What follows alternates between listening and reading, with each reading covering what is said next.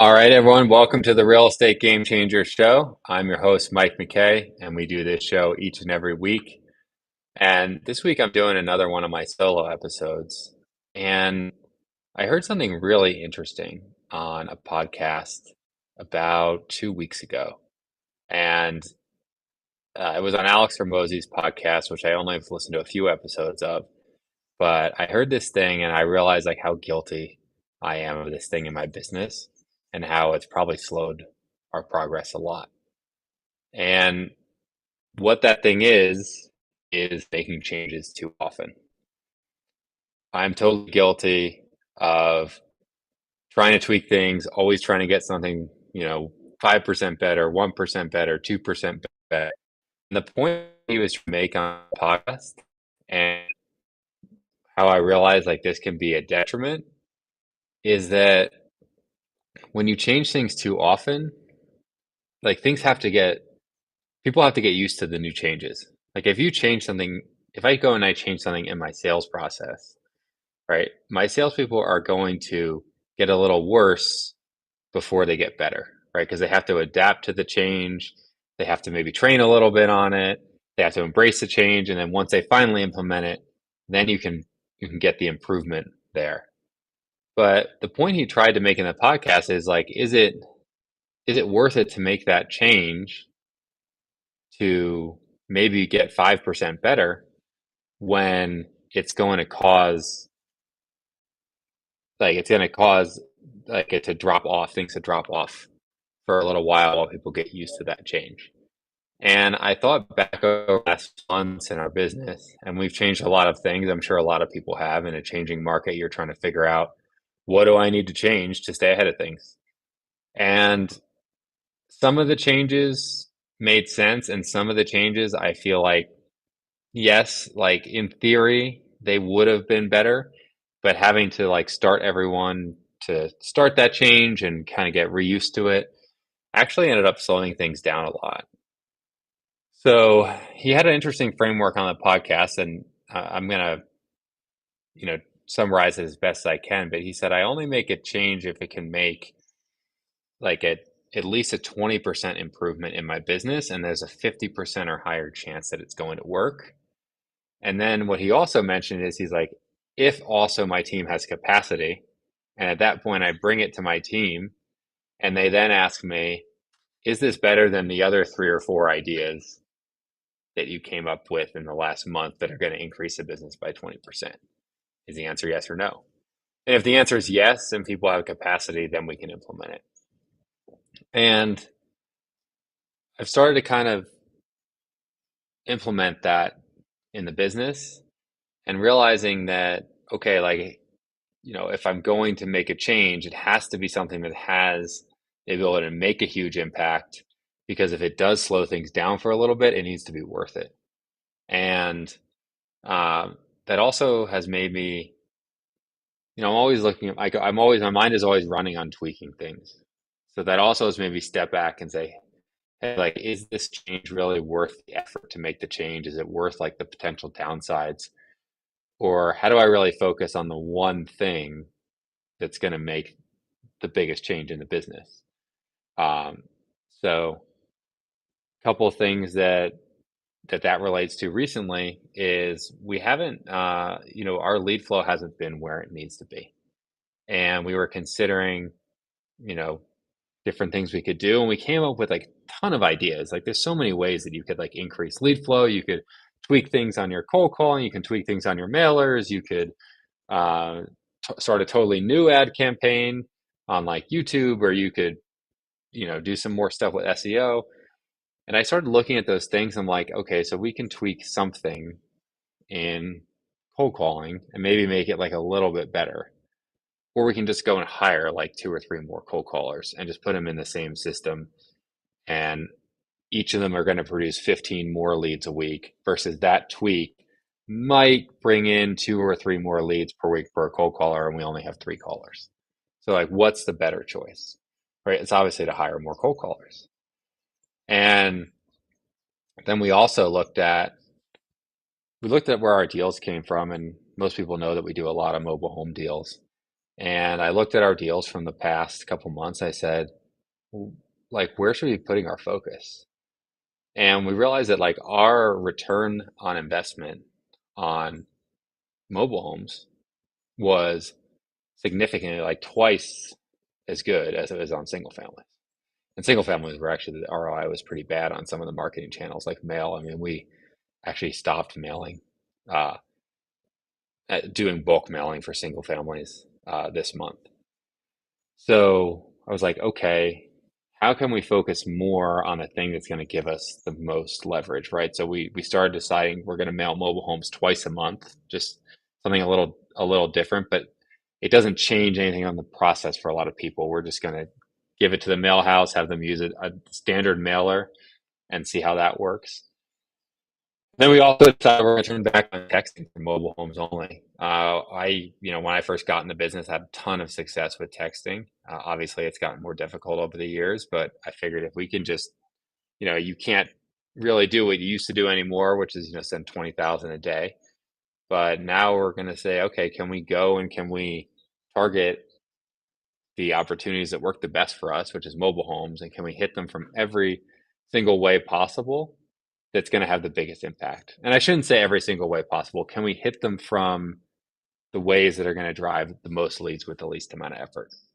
So that's kind of some things that have how it related to our business. And there was a ton of ideas that we had that while they were great ideas, they would either cause us to have to like change something about our process or totally like learn something new.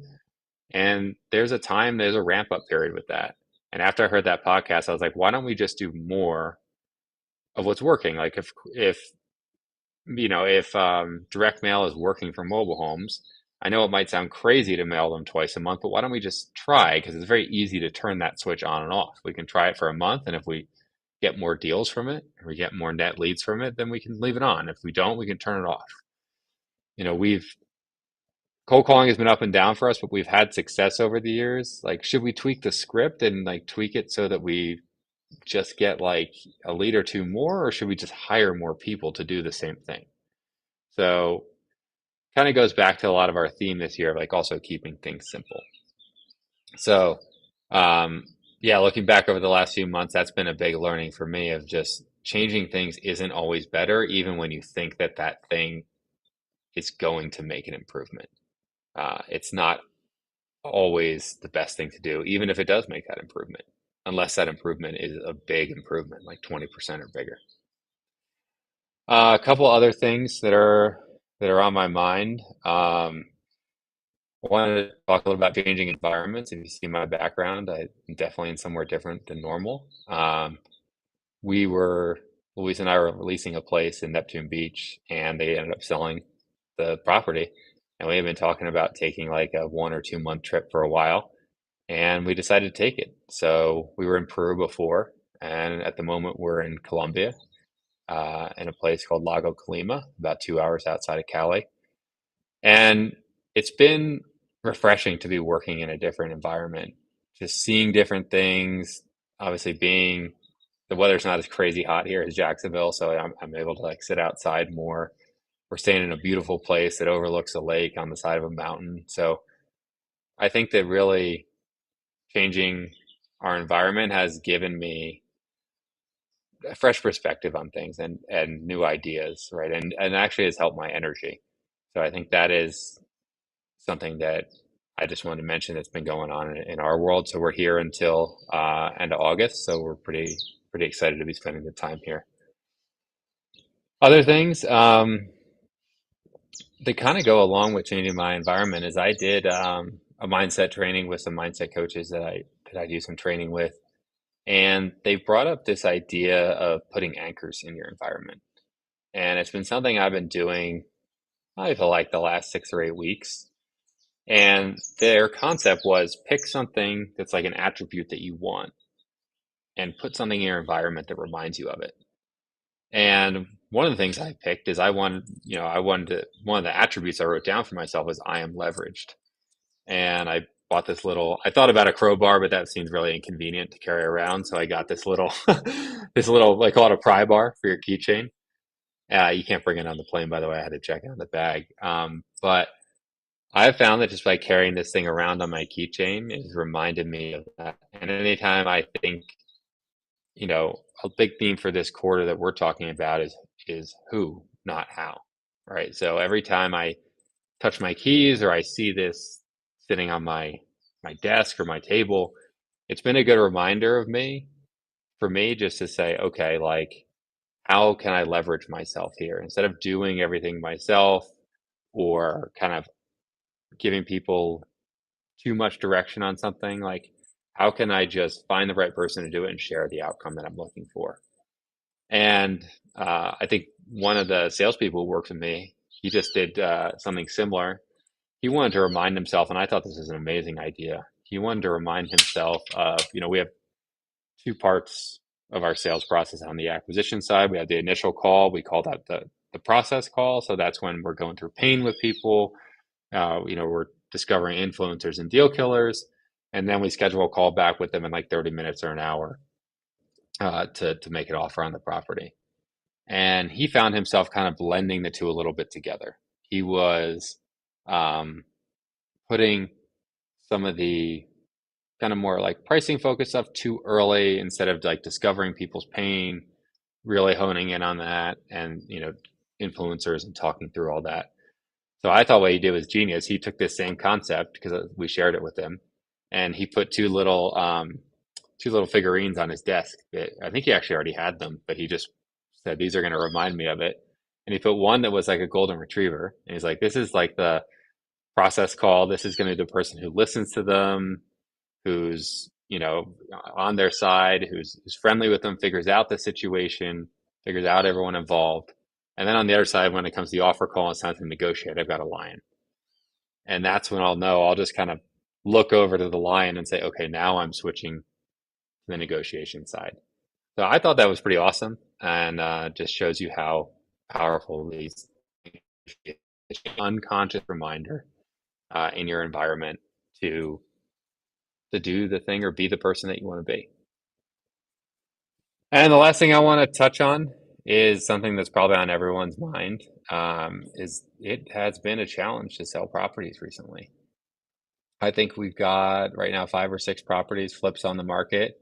In my opinion, and maybe I'm wrong, they're priced like super aggressively. I think some of them we made the mistake of not pricing them aggressively enough in the beginning, and I think that definitely bit us. But now they're priced fairly aggressively, although maybe one or two of them got a little stale.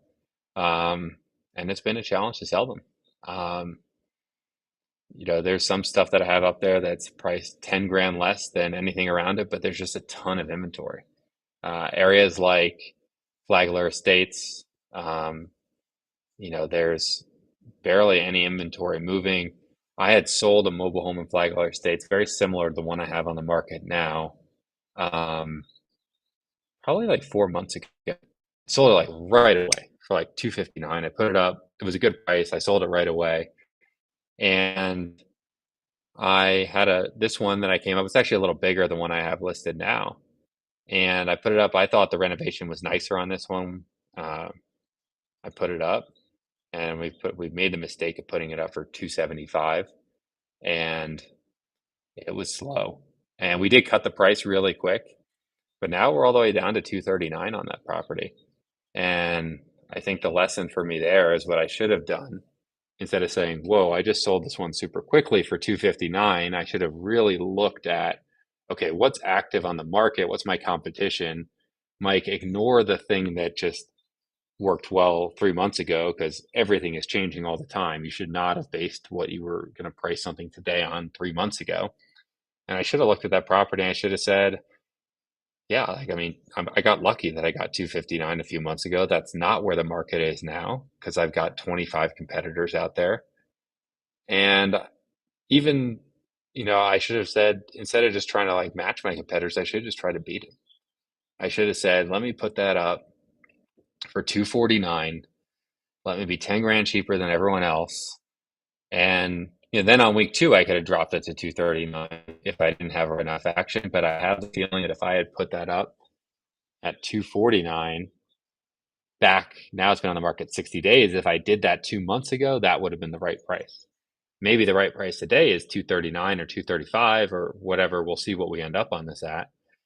But I think the market right now, especially really not as a whole, right? I don't like to speak as the market as a whole, but in the areas where you're seeing a lot of inventory, I think that you're kind of catching a falling knife a little bit. So what I should have done is price myself not at what I thought from 3 months ago, not even what I thought it should have been at that day, but what do I need to do to like move this thing in the first couple weeks? Um, so I think that's a lesson learned. I think in some of the areas where there's um, high inventory, like the west side of Jacksonville too. I think if I'm buying anything over there now, um, I was talking to a friend the other day and he said, we're taking what we think the ARV is going to be and we're taking 15 grand off it. And we're not trying to put it on the market for to like above that. We're not going to try to stretch it. We're not going to put it at 5 grand less. We're going to put it at 15 grand less from the beginning to try to move it in that first couple weeks. Because I think right now, even though we're getting decent showings with where our pricing is on these properties, in the areas with a lot of inventory, people have so many options out there.